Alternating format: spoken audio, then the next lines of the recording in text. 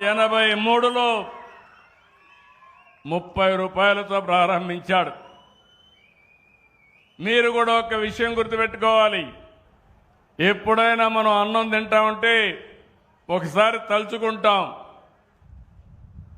దానికి కారణం జీవితాంతం ఇబ్బందులు లేకుండా ఉండాలని మనం ఆలోచించుకొని చేస్తాం.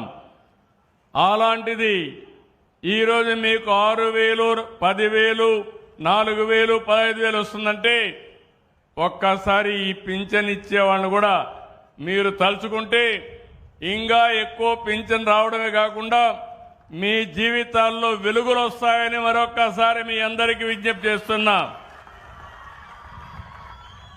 ఆ 30 రూపాయల్ని 95లో నేను ముఖ్యమంత్రి 30 సంవత్సరాల్లో ఆ రోజు మొదటిసారి ముఖ్యమంత్రి అయినప్పుడు 75 రూపాయలు